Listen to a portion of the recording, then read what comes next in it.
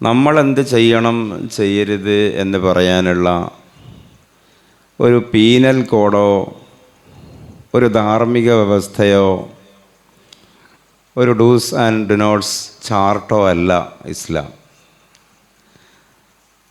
നമ്മൾ ഇസ്ലാമിനെ ചെറുതാക്കരുത് നമ്മൾ എന്ന് പറഞ്ഞാൽ അങ്ങനെ അല്ലാത്തത് കൊണ്ട്, മറിച്ച് ഈ പ്രപഞ്ചത്തിൻ്റെ മൊത്തം ഒരു താളം ഉണ്ട്. പ്രപഞ്ചത്തിൻ്റെ മൊത്തം താളം എന്ന് പറഞ്ഞാൽ വാസ്തവത്തിൽ നമ്മൾ ആലോചിച്ച് നോക്കിയാൽ ഈ പ്രപഞ്ചത്തിൻ്റെ വലിപ്പവും ഭൂമിയുടെ വലിപ്പവുമൊക്കെ ഓർത്ത് നോക്കിയാൽ ഭൂമിയൊന്നും ഒരു പറയപ്പെടാൻ പറ്റുന്ന ഒരു പൊസിഷനിലെ അല്ല ഉള്ളത്.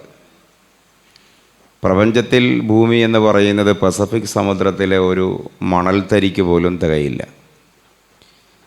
93.06 ബില്യൺ ഡയമീറ്ററാണ് ഈ പ്രപഞ്ചത്തിൻ്റെ വലിപ്പം എന്ന് പറഞ്ഞാൽ നമുക്ക് അത് പറയുമ്പോൾ എളുപ്പമാണ്.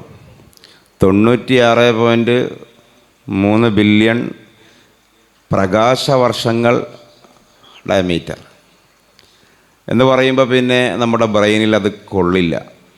കാരണം ഒരു സെക്കൻഡിൽ ആവറേജ് 3 ലക്ഷം കിലോമീറ്ററാണ് പ്രകാശത്തിൻ്റെ വേഗത.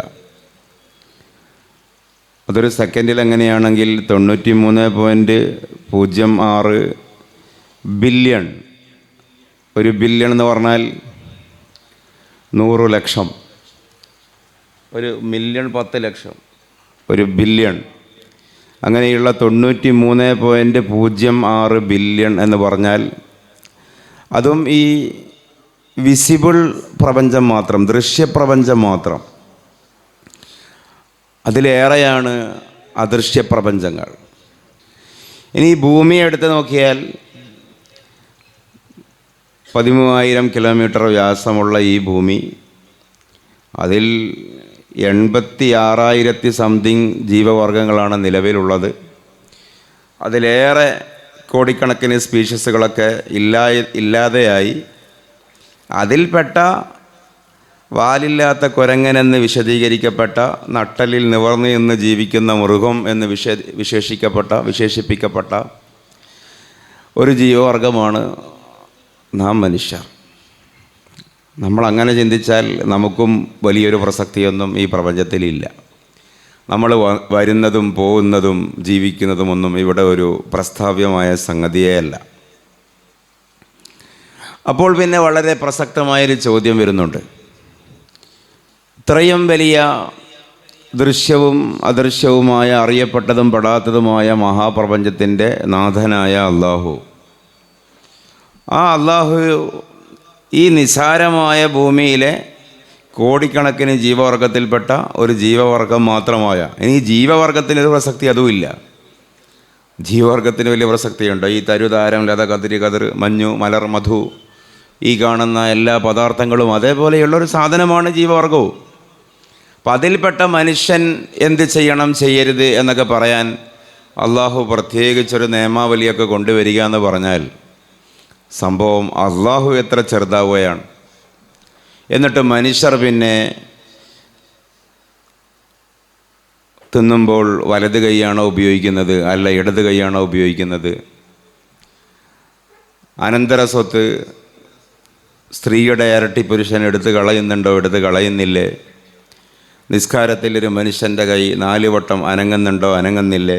ഇതൊക്കെ നോക്കാനാണോ ഇത്രയും വലിയൊരു പ്രപഞ്ചത്തിൻ്റെ സൃഷ്ടാവായ നിയന്താവായ അള്ളാഹുവിൻ്റെ സമയം ചെലവഴിക്കുന്നത് എന്നൊക്കെ ഇവർ മതരഹിതമായൊരു പ്രതലത്തിൽ വെച്ച് ആലോചിക്കാറുണ്ട്. അത്തരം എല്ലാ ആലോചനകളെയും എല്ലാ സന്ദേഹങ്ങളെയും അപ്രസക്തമാക്കുന്ന, അല്ലെങ്കിൽ അത് അസ്ഥാനത്താണെന്ന് വരുത്തുന്ന നമ്മുടെ വിശ്വാസം തന്നെ മനുഷ്യരുടെ മതമല്ല ഇസ്ലാം എന്നുള്ളതാണ്. മനുഷ്യരുടെ മതത്തിൻ്റെ പേരുള്ള ഇസ്ലാം അങ്ങനെ ഒരിടത്തുമില്ല. ഖുർആനിലോ ഹദീസിലോ ഇസ്ലാമിൻ്റെ ഏതെങ്കിലും പ്രമാണങ്ങളിലോ കിതാബുകളിലോ ദർശനങ്ങളിലോ ഫിലോസഫിയിലോ ഒരിടത്തുമില്ല മനുഷ്യൻ്റെ മതമാണ് ഇസ്ലാം എന്നില്ല. മനുഷ്യൻ്റെ നാഥനാണ്, മനുഷ്യൻ്റെ രക്ഷിതാവാണ് അള്ളാഹു എന്നും ഇസ്ലാം വിശ്വസിക്കുന്നില്ല. മറിച്ച് പ്രപഞ്ചങ്ങളുടെ രക്ഷിതാവാണ് അള്ളാഹു. അള്ളാഹു അല്ലാത്ത ബാക്കി എല്ലാത്തിൻ്റെയും നൈസർഗികമായ താളമാണ് ഇസ്ലാം.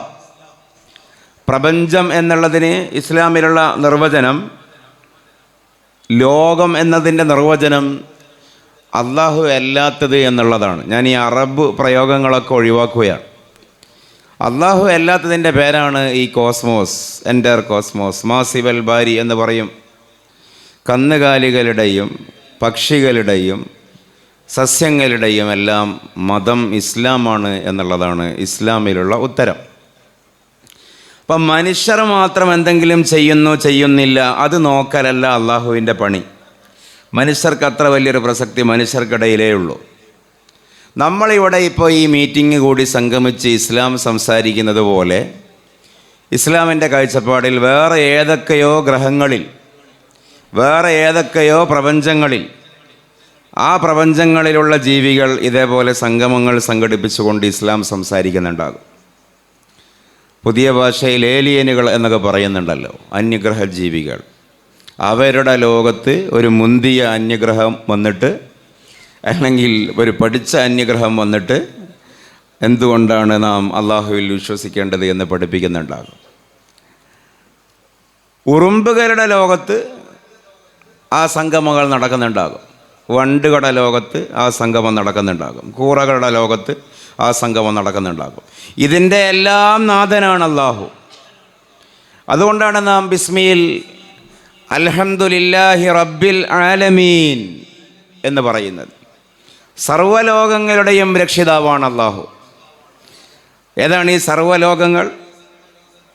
മനുഷ്യരുടെ ലോകം, മൃഗങ്ങളുടെ ലോകം, ജന്തുജാലങ്ങളുടെ ലോകം, ചേതനമായതിൻ്റെ ലോകം, അചേതനമായതിൻ്റെ ലോകം, ദൃശ്യമായതിൻ്റെ ലോകം, അദൃശ്യമായതിൻ്റെ ലോകം, അധോലോകം, ഉപരിലോകം, മധ്യലോകം, ഒക്കെയും ലോകങ്ങളാണ്. ആറ്റോമിക് തലങ്ങളും സബ് ആറ്റോമിക് തലങ്ങളും ഒക്കെയും അതിൻ്റെയൊക്കെയും റബ്ബാണ് അള്ളാഹു. ഈ പ്രപഞ്ചം മുഴുവനും ചെയ്യുന്ന പണി എന്താണ്? മതം എന്താണെന്നാണ് നമ്മളിപ്പോൾ പറയുന്നത്. അപ്പോൾ ഇതൊക്കെ മുസ്ലിമാണ് എന്ന് നമ്മൾ വിശ്വസിക്കുന്നതിൻ്റെ ന്യായം എന്താണ്? ഒന്ന്, വിശുദ്ധ ഖുർആൻ നിരന്തരം അത് പറയുന്നു, യുസബ്ബിഹു ലില്ലാഹി മാ ഫിസ് സമാവാതി വമാ ഫിൽ അർദ്. അപ്പോൾ ഖുർആൻ നിരന്തരം നാം പരിശോധിച്ചാൽ അതിൽ ഒരുപാട് അധ്യായങ്ങളുടെ നേരെ അതിൻ്റെ വാചികാർത്ഥവും അല്ലെങ്കിൽ അതിൻ്റെ ഒരു പൊതുതത്വം എന്നുള്ള നിലയിലും മനസ്സിലാക്കുവാൻ കഴിയുന്ന കാര്യമാണ്, മനുഷ്യരുടെ മാത്രം ഒരു ധർമ്മവ്യവസ്ഥയല്ല ഈ ചൊല്ലലും ചെയ്യലും അള്ളാഹുവിന് സങ്കീർത്തനം സമർപ്പിക്കലും തുടങ്ങിയ കാര്യങ്ങൾ. പ്രകൃതി പ്രതിഭാസങ്ങൾക്കെല്ലാം പിറകിൽ രണ്ട് കാരണങ്ങൾ ഉണ്ടാകും. ഷാ വലിയുല്ലാഹു ദഹലവി അദ്ദേഹത്തിൻ്റെ ഹുജ്ജത്തുല്ലാഹിൽ ബാലികയിൽ അത് കൃത്യമായി പറയുന്നുണ്ട്. ഒന്ന്, ഇല്ലത്തുൻ മാധിയത്തുൻ എന്ന് പറഞ്ഞാൽ ഭൗതികമായ കാരണം, നമ്മുടെ ഭാഷയിൽ പറഞ്ഞാൽ ശാസ്ത്രീയമായ കാരണം. മറ്റൊന്ന് ഇല്ലത്തുൻ റൂഹിയ, പരോക്ഷമായ ഒരു മെറ്റാഫിസിക്കലായ ഭൗതികാതീതമായ ഒരു കാരണം. ഇപ്പം ഈ പീഠം എന്തുകൊണ്ട് ഇളകുന്നു എന്ന് ചോദിച്ചാൽ അതിൻ്റെ ഭൗതികമായ കാരണം ഞാൻ ഇളക്കുന്നു എന്നുള്ളതാണ്. Where there is an action there will be equal and just opposite reaction. അതാണ് ഈ കാണുന്നത്. അതതിൻ്റെ ഇല്ലത്തുൻ മാധിയാണ് എന്ന് പറഞ്ഞതുപോലെ അന്തരീക്ഷത്തിൽ തെങ്ങോലകൾ ഇളകുന്നത് അതിനൊരു ഭൗതികമായ കാരണമുണ്ട്. കാറ്റ് വന്ന് അതിനെ സമ്മർദ്ദപ്പെടുത്തുമ്പോഴാണ് ഓല അല്ലെങ്കിൽ ഇല ഇളകുന്നത്. പക്ഷെ അവിടെ അതിനപ്പുറമുള്ളൊരു മെറ്റാഫിസിക്കൽ റീഡിങ്. അതെന്താ? ഈ കാറ്റെന്തുകൊണ്ടാണ് ഇളകിയത് എന്നുള്ളതാണ് വിഷയം. എന്തുകൊണ്ടാണ് കാറ്റ് വായു ഇളകിക്കൊണ്ടേയിരിക്കുന്നത്? എന്തുകൊണ്ടാണ് പ്രകൃതി മുഴുവനും ചലനനിശ്ചലനങ്ങൾക്കിടയിൽ, പ്രക്രിയകൾക്കും പ്രതിഭാസങ്ങൾക്കും ഇടയിൽ ഇതിൻ്റെ നൈരന്തര്യം ആവർത്തിച്ചു കൊണ്ടേയിരിക്കുന്നു എന്ന് ചോദിച്ചാൽ അതിൻ്റെ കാരണം നേരത്തെ പറഞ്ഞതാണ്, യുസബ്ബിഹു ലില്ലാഹി മാ ഫിസ് സമാവാതി വമാ ഫിൽ അർദ്. നിങ്ങൾ ഈ ഇസ്ലാം എന്നൊക്കെ പറയുമ്പോൾ വലിയൊരു സിദ്ധാന്തം ശരി തന്നെ. പക്ഷെ അത് ഈ ചെറിയ മനുഷ്യരുടെ ഒരു ജീവിത വ്യവസ്ഥയാകുമ്പോൾ അതിവലിയ ഒരു പ്രപഞ്ചത്തിലേക്ക് അതിനെ അപ്ലൈ ചെയ്യുമ്പോൾ അതിൽ അഭംഗിയില്ലേ, അത് അസാംഗത്യല്ലേ എന്ന് പറയുന്ന ആ ഒരു നിരീക്ഷണത്തിൻ്റെ മറുപുറം, അതാണ് ഞാൻ സൂചിപ്പിച്ചത്. മനുഷ്യരുടെ മതമല്ല ഇസ്ലാം എന്നുള്ളതാണ്. ഇസ്ലാം പ്രപഞ്ച മതമാണ്, പ്രാപഞ്ചിക മതമാണ്. ചിലരൊക്കെ ഇസ്ലാം പ്രകൃതി മതം എന്ന് പറയലുണ്ട്. എൻ്റെ ചെറിയൊരു അഭിപ്രായ പ്രകാരം ആ പദം പോലും ഫിറ്റല്ല. പ്രകൃതി മതം എന്ന വാക്ക് പോലും ഫിറ്റല്ല. കാരണം പ്രകൃതി മതം എന്നതിൻ്റെ വിശദീകരണമായിട്ട് വരാറുള്ളത് മനുഷ്യപ്രകൃതിയോട് ഇണങ്ങുന്ന മാത്രമാണ്. മനുഷ്യപ്രകൃതിയോട് മാത്രമല്ല, എല്ലാത്തിൻ്റെ പ്രകൃതിയോടും ഇസ്ലാം അടങ്ങും. ഇസ്ലാം പ്രകൃതിയുടെ മതമാണ്. എന്തുകൊണ്ട്? അപ്പോൾ വിശദീകരിക്കും. മതമൊന്നും ഇല്ലാത്തൊരു മരുഭൂമിയിൽ മനുഷ്യർ ഒരു പൊതുജീവിതം ആരംഭിച്ചാലും കൊലപാതകം തെറ്റാണെന്നേ മനുഷ്യൻ്റെ ജനിതക ബോധത്തിൽ വരുള്ളൂ. ഇവിടെയുള്ള നേരത്തെ നമുക്കാർക്കും ഒരു വാദമൊന്നുമില്ല. മതം ഒഴിവാക്കിയ ആളുകളൊക്കെ മോശക്കാരാണെന്നുള്ളൊരു വാദം മതവിശ്വാസികൾ ഒരിക്കലും ഉന്നയിക്കില്ല. മതമില്ലാത്ത ആളുകൾക്ക് ഇവിടെ അവർ കൊല്ലും, വ്യഭിചരിക്കും, പെണ്ണുപിടിക്കും ഒക്കെ പ്രശ്നങ്ങളാണ്. അങ്ങനെ മതവിശ്വാസികൾ പറയില്ല. ഞാൻ ആ ഭാഗത്തേക്ക് വരാം. അതേസമയം അങ്ങനെ ഒരു പൊതുജീവിതം മതമൊന്നും ഇല്ലാത്തൊരു മതം പരിചയമില്ലാത്തൊരു മരുഭൂമിയിലോ മറ്റോ ഉണ്ടായാൽ, അങ്ങനെയാണെങ്കിലും മനുഷ്യരുടെ മനസ്സിൽ കൊലപാതകവും പലിശയും പിടിച്ചുപറിയും ബലാത്സംഗവും ലഹരി ഉപയോഗവും തുടങ്ങിയ സംഗതികളൊക്കെ മോശമാണെന്ന് തന്നെയല്ലേ വരുള്ളൂ. അപ്പം നാച്ചുറലി മനുഷ്യന് നല്ലതാണെന്ന് തോന്നുന്നതിനെ ഇസ്ലാം നല്ലതാക്കി, നാച്ചുറലി മനുഷ്യന് മോശമാകുന്നതിനെയൊക്കെ ഇസ്ലാം മോശമാക്കി. അത് കറക്റ്റാണ്, ശരിയാണ്. പക്ഷേ അതുകൊണ്ട് ഇസ്ലാം ഈസ് എ നാച്ചുറൽ റിലീജിയൻ. പക്ഷേ അത് ശരിയല്ലെന്നല്ല ഞാൻ പറയുന്നത്. അതിൻ്റെ അപ്പുറത്താണ് ശരി. മനുഷ്യൻ്റെ മാത്രം നാച്ചറിനോടല്ല ഇണങ്ങുന്നത്. ഇപ്പോൾ ഉദാഹരണം നോക്കൂ. ഇപ്പോൾ വയനാട്ടിൽ കുറച്ച് മാസങ്ങൾക്ക് മുമ്പ് ഉരുൾപൊട്ടി. അപ്പോൾ വ്യാപകമായി ഇവിടെയുള്ള എക്സ് മുസ്ലിംസ് അവരാണ് ആ ക്യാമ്പയിനൊക്കെ ഏറ്റെടുക്കാറുള്ളത്. എൻ്റെ ഒരു ചെറിയ അഭിപ്രായ പ്രകാരം വളരെ ദയനീയമാണ് അവരുടെ കാര്യം. അപ്പോൾ അവർ ചോദിച്ചിരുന്ന ഒരു ചോദ്യമുണ്ട്. ഈ നിരപരാധികളായ കുഞ്ഞുങ്ങളും മൃഗങ്ങളും ജീവികളും സസ്യങ്ങളുമൊക്കെ നശിച്ചു പോകുമ്പോൾ കാരുണ്യവാനായ അള്ളാഹു എവിടെയായിരുന്നു? അത് മേപ്പാടിയിൽ ഉരുൾപൊട്ടുമ്പോൾ മാത്രമല്ല, ഗാസയിൽ ബോംബ് വീഴുമ്പോഴും അവർ ചോദിക്കും. സിറിയയിലും യമനിലും കുഞ്ഞുങ്ങൾ പട്ടിണി കിടന്ന് മരിക്കുമ്പോഴും അവർ ചോദിക്കും. ഇനി അവർ ചോദിച്ചാലും ഇല്ലെങ്കിലും എവിടെയായിരുന്നു അള്ളാഹ് എന്ന് നമുക്ക് ചിന്തിക്കാം. ഞാനിത് പറയുന്നത് റബ്ബുൽ ആലമീൻ എന്ന് പറയുന്നതിൻ്റെ ഒരു, ഇസ്ലാം എന്ന് പറയുന്നതിൻ്റെ ഒരു വലിപ്പം എങ്ങനെയാണെന്ന് പറയാൻ അല്ലെങ്കിൽ മനസ്സിലാക്കാൻ ശ്രമിക്കുന്നതിൻ്റെ ഭാഗമായിട്ടാണ്.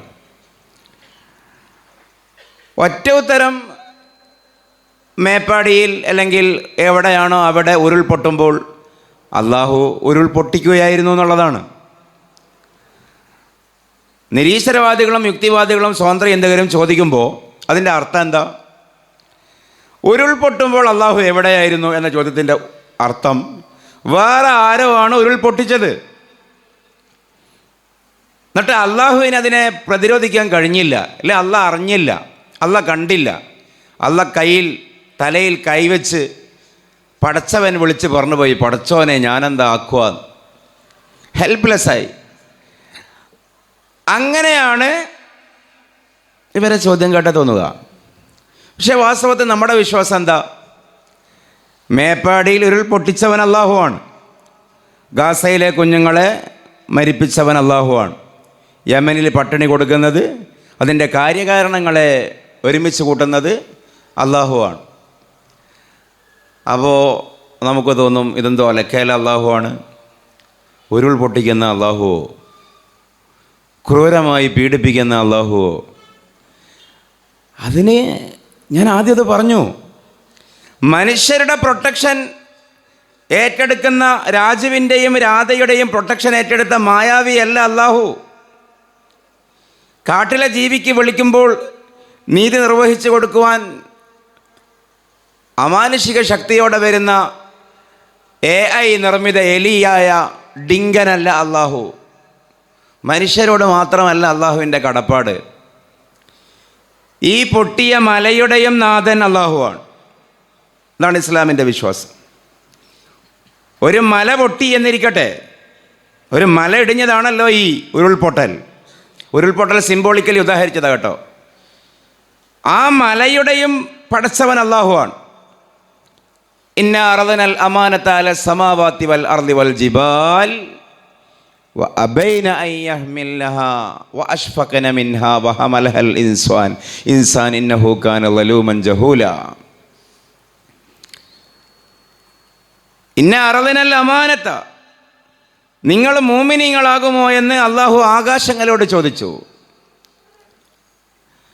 ഭൂമിയോട് ചോദിച്ചു, ഭൂമിയിൽ തന്നെ കരുത്തേറിയ പർവ്വതങ്ങളോടും ചോദിച്ചു, എല്ലാത്തിനോടും ചോദിച്ചു. അപ്പോൾ ഫഅബൈന അൻ യഹ്മിലഹാ, അവയെത്രയും പറഞ്ഞു ഞങ്ങളെ കൊണ്ടത് കൂട്ടിയാൽ കൂടില്ല. വഅഷ്ഫഖന മിൻഹാ, ധിക്കാരപൂർവമല്ല, അവർ പറഞ്ഞതിൻ്റെ താല്പര്യം ഇതാണ്, പ്ലീസ് ഞങ്ങളതിനെ നിർബന്ധിക്കരുത്, ഞങ്ങൾക്കതിൽ നിന്ന് ഒരു ഒഴിവ് കഴിവ് തരണം, ഞങ്ങളെ കൊണ്ടത്. വഅഷ്ഫഖന മിൻഹാ, അവർ കേണു പറഞ്ഞു. അപ്പോൾ വഹമലഹൽ ഇൻസാൻ, മനുഷ്യർ ചെന്ന് പറഞ്ഞു. ആലമുൽ അർവാഹിലെ ഒരു രംഗമാണ് പറയുന്നത്, ഞങ്ങൾ ഏറ്റെടുത്ത് കൊള്ളാം. അപ്പോൾ ഞാൻ ആ ഭാഗത്തേക്ക് പോവുകയല്ല. ഈ പൊട്ടിയ മലയ്ക്കും കുല്ലുൻ ഖദ് അലിമ സ്വലാത്തഹു വ തസ്ബീഹഹു, മലക്കും തസ്ബീഹുണ്ട്, മലക്കും നിസ്കാരമുണ്ട്, മലയും സുബ്ഹാനല്ലാഹ് എന്ന് ചൊല്ലിക്കൊണ്ടാണ് അവിടെ നിലകൊള്ളുന്നത്. അപ്പോൾ സ്വാഭാവികമായി കർക്കിടക മാസത്തിൽ അതിശക്തമായ മഴ പെയ്യുകയാണ്. ശക്തമായി മഴ പെയ്ത് മലയുടെ ഉള്ളിലൊക്കെ അതിനെ താങ്ങാൻ കഴിയുന്നതിലേറെ നീര് വന്നടിഞ്ഞപ്പോൾ നമ്മുടെ വയറ്റിൽ നമുക്ക് താങ്ങാൻ കഴിയുന്നതിലേറെ വന്ന് നീരടിഞ്ഞാൽ എന്താകും അവസ്ഥ? നെഞ്ച് പൊട്ടും, ശ്വാസം മുട്ടും. അതേപോലെ പർവ്വതത്തിന് താങ്ങാൻ കഴിയുന്നില്ല. പർവ്വതം വിചാരിച്ചിട്ടല്ല മഴ പെയ്യുന്നതും നീരടിഞ്ഞുകൂടുന്നതും. അപ്പോഴാണ് മലയുടെയും പടച്ചവനായ നാഥൻ അവിടെ ഉരുൾപൊട്ടലിൻ്റെ കാര്യകാരണങ്ങളെ സ്വരുക്കൂട്ടുന്നത്. ഉരുൾപൊട്ടി, വയറ്റിൽ നിന്ന് വെള്ളം ചീറ്റി 4 ഭാഗത്തേക്ക് മുഴുകുമ്പോൾ ഈ മലയുടെ ഭാഷയിൽ പറഞ്ഞിട്ടുണ്ട് അൽഹംദുലില്ലാ. അപ്പോൾ പിന്നെ ഒരു പ്രശ്നം മനുഷ്യൻ്റെ കണ്ണിലൂടെ നോക്കുമ്പോൾ അവിടെയുണ്ട്. അത് മുഴുവനും അങ്ങനെ തന്നെയാണ് കേട്ടോ.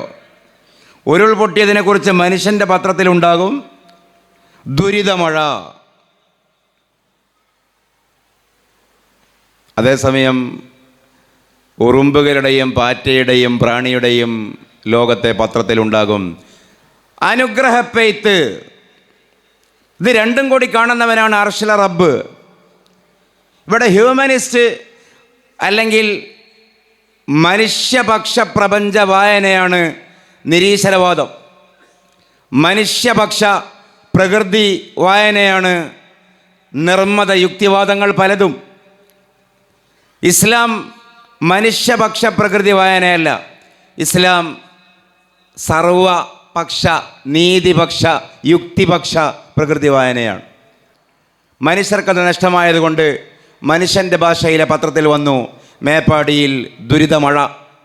ഈ ഒരേ മഴ മനുഷ്യർക്ക് ദുരിതമാകുന്നു, മറ്റു പലതിനും അനുഗ്രഹമാകുന്നു. ഇത് രണ്ടിനെയും സംവിധാനിക്കുവാൻ കഴിവുള്ളതിൻ്റെ പേരിലാണ് നാം അള്ളാഹുവിനെ രക്ഷിതാവ് എന്ന് വിളിക്കുന്നത്. എന്നാൽ പിന്നെ അത് മനുഷ്യന് നഷ്ടം തന്നെയല്ലേ എന്ന് ചോദിച്ചാൽ, അങ്ങനെ ഉറുമ്പിനും പുഴുവിനും പഴുതാരക്കും വേണ്ടി മനുഷ്യനെ കഷ്ടപ്പെടുത്തുന്ന ഒരു പടച്ചവൻ ഞങ്ങൾക്ക് വേണ്ട എന്നും മനുഷ്യൻ്റെ നിസ്സാരമായ ബുദ്ധിയിൽ തോന്നാമല്ലോ. അങ്ങനെയാവുന്നിടത്തും ഇസ്ലാമിന് ഇസ്ലാമിൻ്റേതായൊരു വീക്ഷണമുണ്ട്. തള്ളാം കൊള്ളാം, അത് മറ്റൊന്ന്. എന്താ വീക്ഷണം? വീക്ഷണം എന്ന് പറയുന്നത് എന്തായാലും ഒരിക്കൽ മരിക്കും, അതുറപ്പാണ്. ഉരുൾപൊട്ടലിൽ പെട്ടില്ല, ബോംബിങ്ങിൽ പെട്ടില്ല, മിസൈലിൽ പെട്ടില്ല, ഒരു ഈ പറയുന്നത് പോലെയുള്ള അകാല ആഹുതികളിലും അകപ്പെടാതെ ഒരു മനുഷ്യൻ ബാക്കിയാവുക വഴി ആ മനുഷ്യൻ ആവറേജ് 75 കൊല്ലത്തിന് മുകളിൽ ബാക്കിയാവുക എന്നുള്ളത് ആരോഗ്യ മേഖലയുടെ തന്നെ കണ്ണിൽ ബോണസ് അല്ലേ? മലയാളിയുടെ ആവറേജ് ഏജ് എത്രയാ? 70 അല്ലേ പറയുന്നു? വേണ്ട, 80 കൂട്ടിക്കോ, 90 കൂട്ടിക്കോ, 95 കൂട്ടിക്കോ, 100 കൂട്ടിക്കോ. 100 ഇല്ല. 85-ാം വയസ്സിൽ നമ്മുടെ നാട്ടിൽ ഒരാൾ പത്രം അറിയുന്നുണ്ടെങ്കിൽ ആ ആളെക്കുറിച്ച് അതേ പത്രത്തിൽ പെട്ടിക്കൊള്ള ന്യൂസ് വരാറുണ്ട്. 85-ലും ചുറുചുറുക്കോടെ കുഞ്ഞായിക്ക. വാസ്തവത്തിൽ എന്തൊരു ട്രോളാത്! കാരണം 85-ലൊക്കെ നിങ്ങൾ മരിക്കണം, എന്നിട്ടും എന്തെവിടെ മരിക്കാതെ ബാക്കിയെന്നാണ് പറയുന്നത്. എങ്ങനെ മരിച്ചാലും മരണത്തിന് ഒറ്റ കാരണമേ ഉള്ളൂ. അടിസ്ഥാനപരമായി മരിക്കുക ശ്വാസം മുട്ടിയിട്ട് മാത്രമാണ്. ശ്വാസം മുട്ടാനുള്ള ദ്വിതീയമോ തൃതീയമോ ഒക്കെ ആയ കാരണങ്ങളാണ് വെള്ളത്തിൽ മുങ്ങുക, തീയിൽ പെടുക, ബോംബിൽ അകപ്പെടുക, ഇതൊക്കെ പറയുന്നത്. അപ്പം നാം ഈ അപകടത്തിൽപ്പെട്ടു മരിച്ചു എന്ന് പറയുന്ന മരണവും അപകടത്തിൽ പെടാതെ മരിച്ചു എന്ന് പറയുന്ന മരണവും പ്രകൃതിയുടെ നിരീക്ഷണത്തിൽ സെയിമാണ്. നിങ്ങൾക്ക് മനസ്സിലായിട്ടില്ല. കുറേ ആളുകൾക്ക് ഞാൻ പറഞ്ഞത് മനസ്സിലായിട്ടില്ല. നമ്മൾ പറയുന്ന വസ്തുനിഷ്ഠമല്ലാത്തൊരു കാര്യമാണ്, ഒരു ഇമോഷണലായ വൈകാരികമായൊരു കാര്യമാണ് സാധാരണ മരണവും അല്ലെ സ്വാഭാവിക മരണവും അസ്വാഭാവികമായ മരണവും. എങ്ങനെയുള്ള മരണവും പ്രകൃതിയുടെ കണ്ണിൽ സെയിം മരണമാണ്. മരിക്കാനൊരു കാരണം ഉണ്ടാകണം. ചിലപ്പോൾ അത് പട്ടിണിയാകാം, ചിലപ്പോൾ രോഗമാകാം, ചിലപ്പോൾ തീയാകാം, ചിലപ്പോൾ വെള്ളമാകാം, ചിലപ്പോൾ പാമ്പിൻ്റെ വിഷമാകാം, ചിലപ്പോൾ എതിരാളിയുടെ കടാരയാകാം, അവൻ്റെ വെടിയുണ്ടയാകാം, ഒക്കെയാകാം. പ്രകൃതിയിൽ മരിക്കാൻ കാരണം ഓക്സിജൻ നഷ്ടപ്പെട്ടു, BP ഡൗണായി, നമ്മുടെ ഭാഷയിൽ പറഞ്ഞാൽ ശ്വാസം മുട്ടി മരിച്ചു. ശ്വാസം മുട്ടാൻ എന്താണ് കാരണം എന്നുള്ളിടത്താണ് പത്രഭാഷയുള്ളത്. ശ്വാസം മുട്ടാൻ പല കാരണവും. ഇപ്പോൾ പത്രക്കാർ ലിസ്റ്റ് ഇട്ടു, ഇങ്ങനെയൊക്കെയാണ് ശ്വാസം മുട്ടിയതെങ്കിൽ സ്വാഭാവിക മരണം, ഇങ്ങനെയൊക്കെയാണ് ശ്വാസം മുട്ടിയതെങ്കിൽ അസ്വാഭാവികമായ മരണം. അള്ളാഹുവിൻ്റെ അരികിൽ ഒക്കെ ഒരേ മരണമാണ്. എന്നാലും ഇസ്ലാം നിഷ്കർഷിച്ചു, വെള്ളപ്പൊക്കം, തീപിടുത്തം തുടങ്ങിയ പ്രത്യക്ഷത്തിൽ ദുരനുഭവങ്ങളാകുന്ന വഴി മരണപ്പെട്ട ആളുകളെ സംബന്ധിച്ചിടത്തോളം അവർ രക്തസാക്ഷികളാണ്. ഗാസയിൽ നിന്ന് മരണപ്പെട്ട കുഞ്ഞുങ്ങൾ, ഭൂകമ്പത്തിൽ മരണപ്പെട്ട കുഞ്ഞുങ്ങൾ, പട്ടിണി കിടന്ന് മരണപ്പെട്ട കുഞ്ഞുങ്ങൾ, എല്ലാ രക്ഷിതാക്കൾ, എല്ലാ വൃദ്ധന്മാർ, ഇവർ ഇസ്ലാമിൻ്റെ വീക്ഷണപ്രകാരം ശുഹദാക്കളാണ്. ഇസ്ലാമിൻ്റെ വീക്ഷണപ്രകാരം അവർ സ്വർഗത്തിൽ എത്തിയിരിക്കുന്നു. ഞാൻ 2 ഭാഗം കംപ്ലീറ്റ് ചെയ്തു. ഒന്ന്, ഇസ്ലാം എന്ന് പറഞ്ഞാൽ മനുഷ്യൻ്റെ മതമല്ല, പ്രാപഞ്ചികമായ ഒരു താളമാണ്. രണ്ടാമത്തേത്, മനുഷ്യനെ സംരക്ഷിക്കുന്ന ഡിങ്കനോ മായാവിയോ അല്ല, പ്രപഞ്ചത്തെ പരിപാലിക്കുന്ന റബ്ബുൽ ആലമീനാണ് അള്ളാഹു. നമുക്ക് ആ സങ്കീർണമായ ഭാഗം അവിടെ വെക്കാം. നമ്മുടെ ഈമാൻ എത്ര ബലമുള്ളതാണെന്നുള്ളത് നമുക്കൊന്ന് നോക്കാമല്ലോ. എന്നിട്ട് ന്യൂട്രലായിട്ട് നമുക്ക് ഞാൻ ഇനി പറയുന്ന വിഷയം ഒന്ന് സമീപിച്ച് നോക്കാം. ഏതെങ്കിലും തരത്തിൽ ഒരു ഹോസ്പിറ്റലിൽ അല്ലെങ്കിൽ ഒരു ഷോപ്പിലൊക്കെ ഒന്നിച്ച് ജോലി ചെയ്ത 4 ആളുകൾ 3-4 കൊല്ലത്തിന് ശേഷം രണ്ടാമത് കാണുന്നു. ബസ്സിൽ നിന്നോ ഹോട്ടലിൽ നിന്നോ ആശുപത്രിയിൽ നിന്നോ എവിടെ നിന്നോ കാണുന്നു. അരമണിക്കൂർ സംസാരിച്ചാൽ, പഴയകാലം പറഞ്ഞാൽ, അതിലൊരു കമൻ്റ് ഇതായിരിക്കും: എത്ര വേഗമാട്ടോ സമയം പോകുന്നത്. ആയിരിക്കൂലേ? എത്ര വേഗമായി സമയം പോകുന്നത്. നമ്മൾ കണ്ടിട്ട് 5 കൊല്ലമായി, നമ്മൾ കണ്ടിട്ട് 8 കൊല്ലമായി. അമേരിക്ക മുതൽ അഫ്ഗാൻ വരെ, ചൈന മുതൽ ചാഡ് വരെ, ഓസ്ട്രേലിയ മുതൽ ആന്തമാൻ വരെ, ലോകത്ത് മതമുള്ളവനും മതമില്ലാത്തവനും സ്ത്രീയും പുരുഷനും എല്ലാവരും ഏകസ്വരത്തിൽ തർക്കമില്ലാതെ അംഗീകരിക്കുന്നൊരു കാര്യമാണ്. ഇപ്പോൾ സമയത്തിന് എന്താണെന്നറിയില്ല, ശാസ്ത്രീയമായി അത് വിശദീകരിക്കാനൊന്നും കഴിയില്ല. സമയം പെടുന്നതിന് പോകുന്നു എന്നുള്ളത്. ഇനി അത് ഈ സൃഷ്ടിപരമായ കാര്യങ്ങളിലേക്ക് വെച്ചാൽ, ഇന്ന് നോക്ക്, ആർട്ടിഫിഷ്യൽ ഇൻ്റലിജൻസ്, നമ്മൾ തന്നെ മരിച്ചു വീഴുന്ന വാട്സാപ്പിൽ വരെ മെറ്റ ആ സൗകര്യം കൊണ്ടുവന്ന് വെച്ചിരിക്കുന്നു.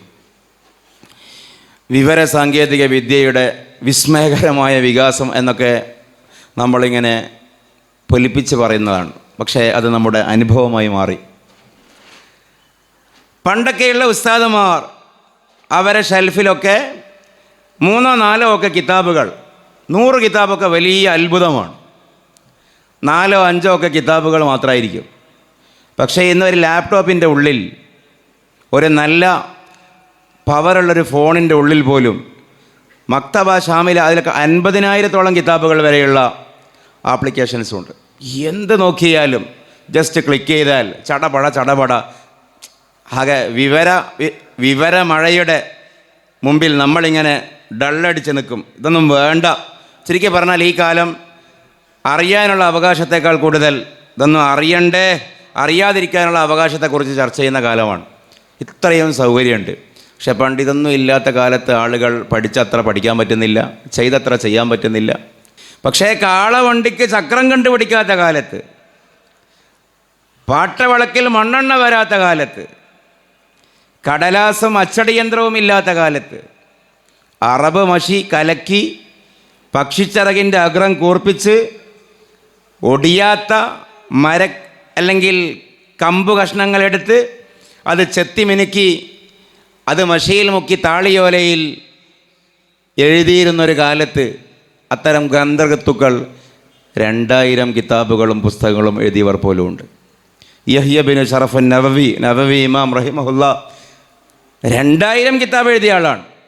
റിസാലയും കിതാബും പ്രസിദ്ധീകൃതവും അല്ലാത്തടക്കം. അത് ഇസ്ലാമിക മേഖല മാത്രമൊന്നുമല്ല, ജനറൽ മേഖലയിലും അധ്യാപകരൊക്കെ ഏതായാലും ഉണ്ടാവുമല്ലോ. ഈ ജയിൽ ലിറ്ററേച്ചർ എന്ന് പറയുന്നൊരു ഒരു സാഹിത്യ ശാഖ തന്നെയില്ലേ.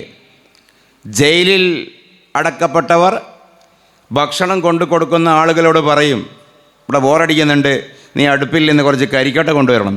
ആ കരിക്കട്ട കൊണ്ട് ചുവരിലും പലകയിലും എഴുതിയിട്ട് പിന്നീട് ക്രോഡീകരിക്കപ്പെട്ട സമാഹരിക്കപ്പെട്ട ലിറ്ററേച്ചറുകൾ ഇസ്ലാമിക ലോകത്തും ഉണ്ടായിട്ടുണ്ട്. സയ്യിദ് നൂർസി, ഈ തുർക്കി സൂഫി പണ്ഡിതൻ, അദ്ദേഹത്തിൻ്റെ റസായിലുൻ നൂർ എന്ന കിതാബ് ജയിൽ സാഹിത്യമാണ്. അപ്പോൾ വലിയ വലിയ കാര്യങ്ങളൊക്കെ പണ്ട് ചെയ്തിരുന്നു ആളുകൾ. അന്നൊരു സൗകര്യമില്ല. ഇന്ന് എല്ലാ സൗകര്യമുണ്ട്, തികയുന്നില്ല, ടൈം തികയുന്നില്ല. അത് അനുഭവമാണ്. അപ്പോൾ ഈ സമയം ഐസ് അലിയുന്ന പോലെ, ഉപ്പടിയുന്ന പോലെ അടിഞ്ഞു പോകുന്നതിനെക്കുറിച്ച് ലോകത്ത് എവിടെയെങ്കിലും ഒരു പരാമർശമുണ്ടോ എന്ന് നിങ്ങളൊന്ന് പഠിച്ചു നോക്ക്. എൻ്റെ ഒരു ചെറിയ ഒരു പക്ഷേ ഒരു പൊട്ടൻ ബുദ്ധിയിൽ എന്നെ വല്ലാതെ അലട്ടിയൊരു വിഷയം അതാണ്. ഓരോരുത്തരെയും ഓരോ വിഷയമായിരിക്കുമല്ലോ ടച്ച് ചെയ്യുന്നത്.